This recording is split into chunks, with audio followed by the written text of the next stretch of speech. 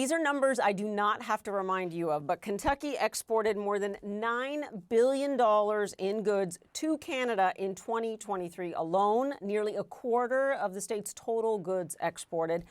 You know, you have mentioned before, Kentucky's two Republican senators, Mitch McConnell and Rand Paul, have both said, look, these tariffs do not make sense. So first, let us know what kind of an impact you believe it'll make on your state.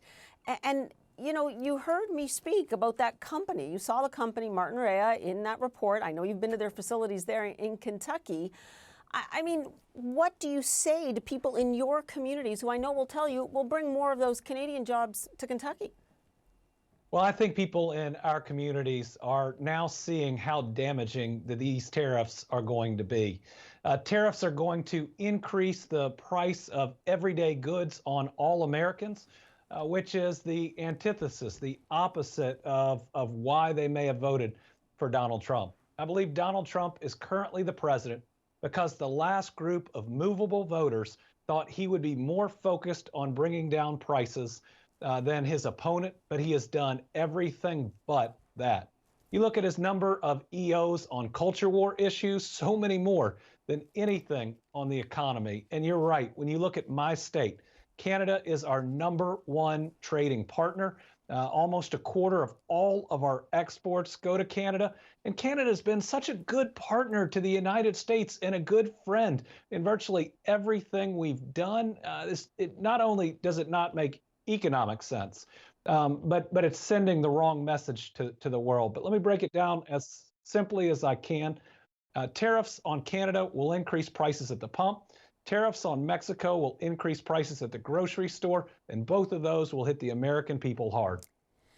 But Governor Beshear, is the president or anyone around him, even Republicans, really listening? I mean, 2 of 3 of all Kentuckians voted for Donald Trump, and his approval rating seems to be holding. Well, Donald Trump talked about a lot on the campaign trail. He didn't talk about raising prices on the American people. He talked about the exact opposite. And I think some people thought that he'd be trying to make deals to decrease prices instead of using our economy as a bargaining chip with these tariffs to try to get non-economic concessions. You said earlier, and I'm grateful, that Senator Mitch McConnell and Senator Rand Paul, our 2 Republican senators, are speaking out against tariffs. So you have Rand Paul, Mitch McConnell, and the Democratic governor of Kentucky all agreeing tariffs are a bad idea, and it's for a simple reason. Tariffs are a really bad idea.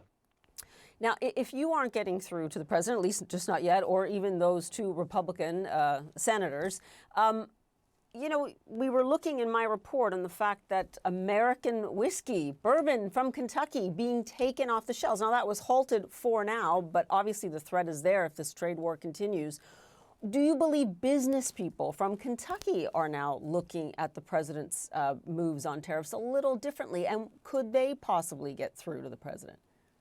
I hope they can. And they are absolutely seeing the harm of tariffs. And that's everything from our bourbon industry. You know, 95% of the world's bourbon is made in Kentucky, but all the bourbon worth drinking is made in Kentucky. Noted. Noted. Yet at the same time, you know, you look at 95 and that important number, 30, like you talked about, the percentage points that Trump won Kentucky, but 0 is the number of bottles of Kentucky bourbon that could be on the shelves in Canadian liquor stores. How that would hit our people, how it would hit a really proud industry, it could be devastating. But then look at our small businesses, and they are just as worried.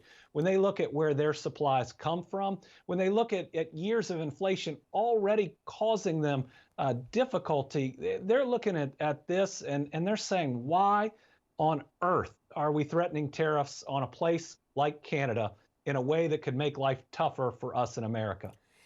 And yet the president did outline this issue with fentanyl at the border. Canada is saying that it's going to spend upwards of $1 billion to police the border. It will appoint a drug czar or a fentanyl czar at the border there.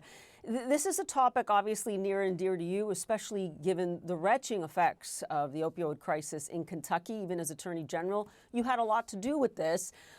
I mean, look, the facts are clear. Canada, it's really infinitesimal what it carries across the border into the United States compared to Mexico. At the same time, though, does the president have a point that more can be done, especially if you look at the roots of trafficking and the fact that you want Canada to do something about it before it's a problem? Well, I believe that border security is national security, and I believe we have to have strong borders. Like you mentioned, as Attorney General, I sued more opioid manufacturers and distributors than any other AG in the nation because we were hit the hardest. In Kentucky, we've all lost people we love and we care about, first through opioid addiction, now fentanyl being as powerful as it is. But Canada's not the cause for that. They're not. You look at the numbers, and what we are doing is threatening a strong, important relationship for our national security and for our economy. And at the end of the day, again, I believe the president was elected to bring down prices. And if his actions cause an increase, make it harder for the American people to pay bills at the end of the month, I think there's going to be a big feeling of betrayal, and it's going to come pretty early.